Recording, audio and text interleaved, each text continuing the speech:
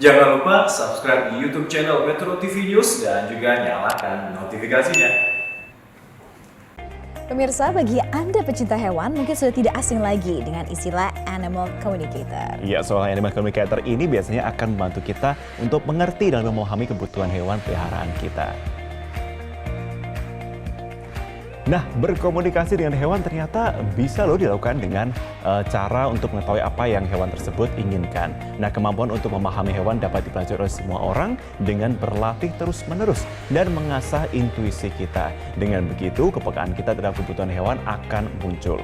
Berkomunikasi dengan hewan ini dapat menggunakan mind power atau merupakan kekuatan otak kanan untuk menyelami pikiran makhluk hidup di sekitar kita melalui gelombang otak alfa atau theta.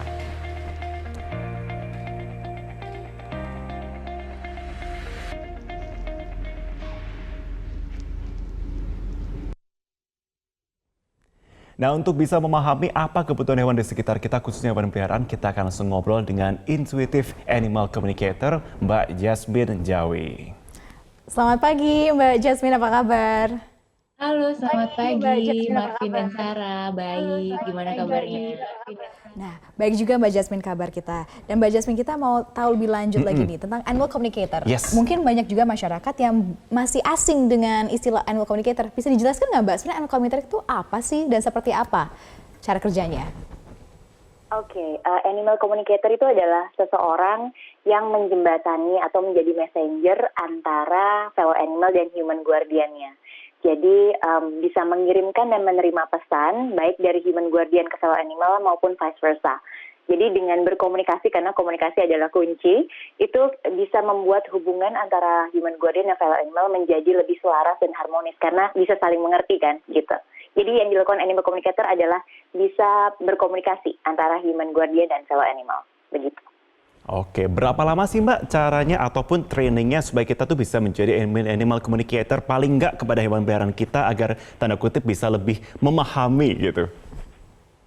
Sebenarnya semua orang itu memiliki intuisi. Seperti semua manusia punya otot, kita semua juga punya intuisi. Tapi tergantung apakah kita training ataukah kita berlatih dan memperkuat otot kita atau si intuisi kita itu. Jadi kalau misalnya kayak saya dengan Aderai gitu kan, Aderai ototnya kan di workout banget ya. Jadi beneran sangat kuat karena memang setiap hari dia berlatih untuk memperkuat ototnya. The same thing with intuition juga.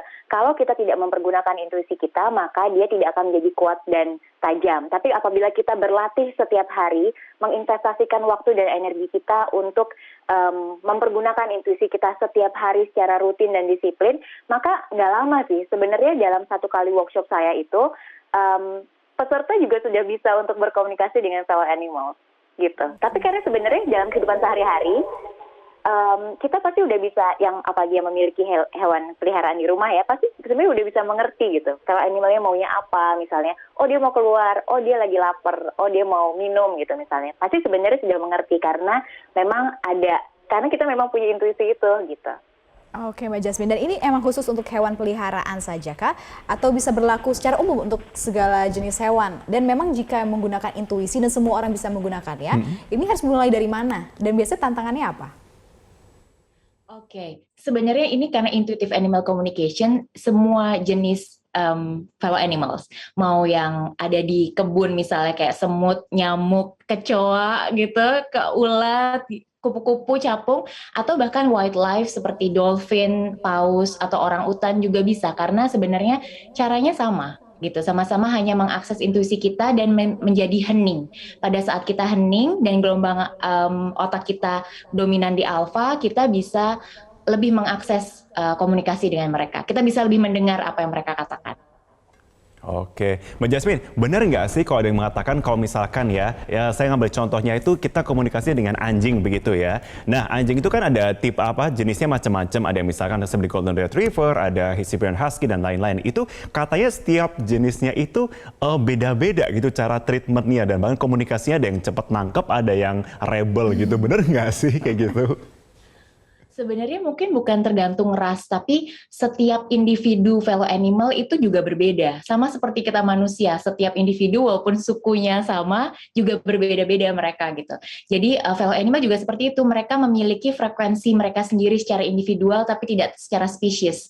Mereka bisa jadi nih, contoh anjing gitu ya, misalnya anjing ekornya goyang-goyang, artinya senang kan biasanya gitu. Tapi bisa jadi pada saat kita berkomunikasi secara mereka dan mereka menjadi lebih nyaman berkomunikasi sama kita, bisa jadi mereka mengatakan bahwa si goyang-goyang ekornya yang kelihatan bahagia itu sebenarnya hanya permukaan saja, tapi mereka bisa menceritakan bahwa mereka memiliki kesedihan ternyata di dalamnya. Seperti manusia yang kayak bisa senyum walaupun di dalam hatinya nangis misalnya gitu. Seperti itu bisa terjadi gitu. Oh alah, berarti banyak juga ya rahasia-rahasia yang disimpan yang bisa kita gali nih dari hewan-hewan. Kalau gitu boleh Mbak Jasmine, boleh nggak tolong dipraktekkan pada pagi hari ini untuk kita semua? Mempraktekkan ngobrol maksudnya? Ini seperti apa jika pendekatan dengan hewan peliharaan dengan intuitive communication ya? Ini aku anakku satu mau. Halo, namanya Tadi siapa? dia sebenarnya nggak mau. Namanya Chelsea. Halo, umurnya Chelsea. 8 tahun. Halo. Nah, seperti apa biasanya untuk step pertama dengan hewan peliharaan untuk membangkitkan intuitive communication? Oke, sebenarnya yang dilakukan itu tidak ada hal-hal tertentu yang atraktif untuk dilihat karena hanya duduk, hening, lalu terus mencoba untuk berkomunikasi dengan mereka. Kita membuka hati kita, mencoba hening, lalu terus mereka akan berkomunikasi dengan kita dan kita hanya dilatih untuk bisa lebih detail atau lebih peka menerima apa yang mereka katakan. Jadi tidak ada yang kayak harus melakukan apa gitu misalnya, enggak, hanya duduk saja. Hanya duduk atau berdiri, kalau misalnya memang udah sering berlatih maka bisa langsung tiba-tiba muncul saja komunikasinya gitu. Jadi kalau misalnya mau dilihat dari kamera ini nggak ada yang menarik gitu, karena memang hanya diam saja dan mendengar. Gitu. Oke. Apa sih mayoritas yang menjadi permasalahan dari hewan-hewan ini? Kan kadang memang seperti tadi, misalnya katakannya seperti bahagia, ekornya senang, tapi ternyata di down dia ada problem gitu. Untuk menotifikasi itu gimana sih caranya? Oke, sebenarnya mungkin kalau permasalahan dari klien-klien sebenarnya banyak yang tidak memiliki masalah. Banyak yang fellow animalnya bahagia-bahagia saja, tapi human guardiannya ingin tahu apa sih yang mereka rasakan ke human guardiannya, atau mungkin ingin tahu apakah mereka bahagia selama ini gitu. Jadi itu sih sebenarnya yang paling banyak gitu, karena biasanya klien-klien yang datang itu banyak juga yang tidak bermasalah, tapi ada juga yang bermasalah kayak kok tiba-tiba dia pipis di atas tempat tidur, atau kok tiba-tiba jadi agresif, atau tiba-tiba jadi murung, sebenarnya apa yang terjadi. Nah, yang dilakukan animal communicator itu bukan hanya untuk cuma nanya saja, memang ia bertanya, dan tapi yang paling penting adalah membangun komunikasi yang nyaman. Jadi kayak menjadi teman atau terapis si fellow animalnya, sehingga mereka bisa lebih nyaman untuk bercerita. Karena kalau misalnya kita datang dengan energi yang hanya cuma mau nanya doang kayak kepo, ya mereka mungkin tidak akan cukup nyaman untuk akhirnya curhat. Sehingga teknik-teknik komunikasi psikologi itu sangat-sangat dibutuhkan juga agar mereka bisa nyaman berbicara sama kita. Oke, Mbak Jasmine, ini pertanyaan pribadi ya sebenarnya. Kalau bisa kita ngomong soal pengalaman, pernah nggak Mbak Jasmine itu menangani hewan-hewan reptil? Kalau misalnya reptil kan berbeda dengan seperti anjing atau kucing yang lebih ekspresif gitu. Pernah nggak? Dan gimana itu tantangan yang menghadapi reptil gitu? Pernah ngobrol sama iguana, ada satu klien yang iguana, ada beberapa lah, tapi sama-sama iguana semua gitu.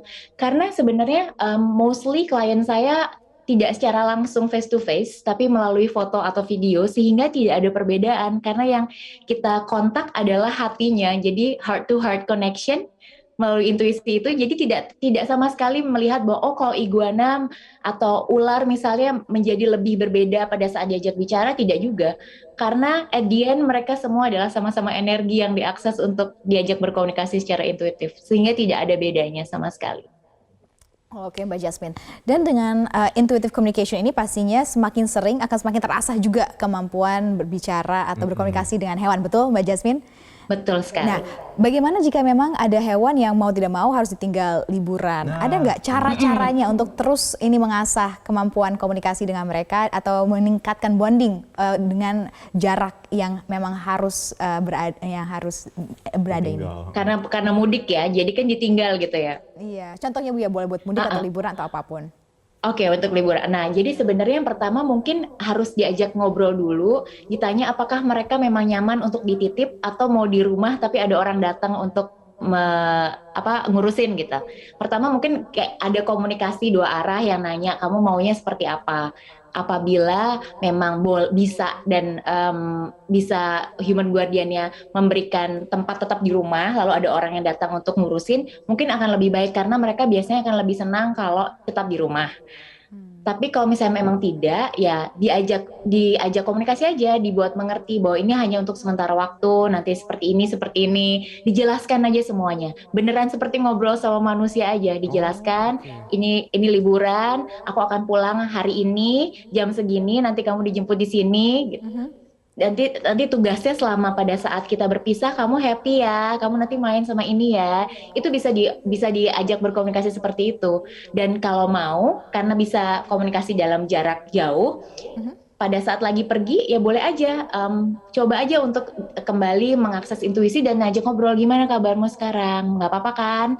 Tapi coba dengarkan apa kata mereka gitu. Karena kemarin sempat ada kasus yang misalnya teman saya tiba-tiba kucingnya menelepon dalam tanda kutip bilang kalau aku di pet hotel kedinginan karena kucingnya Sphinx. Iya. Jadi aku di kedinginan, terus aku yang kayak kok dia kedinginan, kayaknya kamu nggak kasih baju ya gitu. Iya. Oh coba ya, aku tanya, ternyata memang lupa dikasih baju, akhirnya dikirimin baju dan terus AC pet hotelnya dimatiin gitu. Jadi dia sempat menelepon dalam tanda kutip untuk ngasih tahu gitu. Oh ya ampun. Oke. Berarti nggak memang harus berada di dekat hewan peliharaan kita ya? Atau ini? Sama sekali Berarti tidak. kalau misalkan lewat, let's say kan teknologi udah maju ya, udah banyak dengan CCTV gitu. yang bisa mengeluarkan Iya, suara, betul. dan juga ada video Betul. call juga.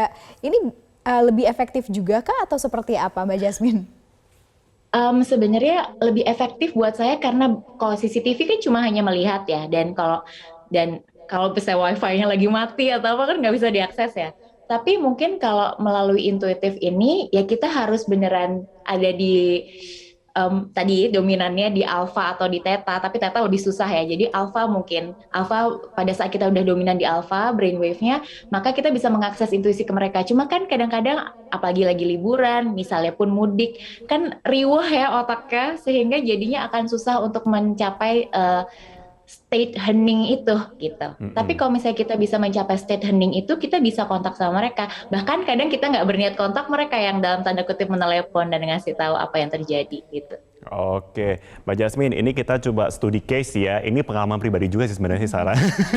Banyak ya. Mumpung. Saya ada nih 2 nih di rumah ya. Satu Golden Retriever dan waktu itu ada juga Siberian Husky gitu ya. Ditinggal mudik nih, kita pergi ke luar negeri waktu itu. Pulang-pulang yang satunya yang Golden Retriever-nya itu masih kayak welcome, kayak seneng gitu. Tapi yang Husky-nya kayak ngambek, nggak mau nyapa Mbak, pergi gitu. Nah ini mostly juga kebanyakan teman-teman saya pun juga yang meninggalkan anak bulnya gitu di rumah itu juga bilang gitu ada yang ngambek gitu. Nah gimana cara treat supaya mereka tuh nggak ngambek dan kayak kesannya udah kita di rumah lagi kok, kita bareng lagi kok gitu, gimana tuh? Nah itu dia seperti kita punya anak deh di rumah gitu. Jadi memang harus ada pendekatannya. Kemarin saya sempat pergi 10 hari dari rumah. Kucing saya yang satu juga ngambek karena kayak lama banget kamu perginya gitu. Dan itu padahal memang di awal dia bilang aku nggak mau ditinggal-tinggal karena sebelumnya saya juga sempat pergi beberapa lama gitu. Jadi dia protes gitu. Nah itu yang bisa dilakukan adalah ya memberikan pengertian, Mbak.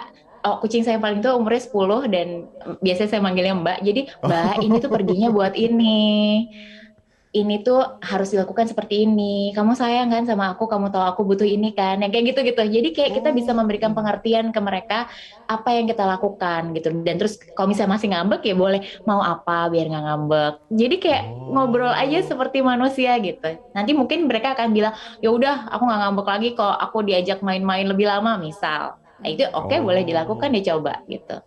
Jadi beneran kayak ngobrol sama manusia gitu loh, kayak ada teknik komunikasi psikologinya gitu untuk bagaimana caranya biar mereka bisa lebih terbuka dan nggak ngambek lagi pastinya. Oke, berarti first thing first-nya kita pokoknya stay hening, kita pokoknya posisikan bahwa kita akan ngobrol bersama seperti manusia, terus Yes, kemudian kita boleh. lihat dia menunjukkannya pengen kayak apa. Oh, mau ngajak main Iya, buat supaya bisa. nggak ngamuk. Oke, Bisa. let's go main kalau gitu. Langsung Oke deh, praktekin ya. langsung. Terima kasih untuk Intuitive Animal Communicator Mbak Sama-sama. Jasmine Jawi sudah bergabung Terima kasih, bersama kami di Mbak Selamat Pagi Indonesia. Saya selalu Mbak, salam untuk dari Chelsea. Bye-bye. Iya, terima kasih. Iya,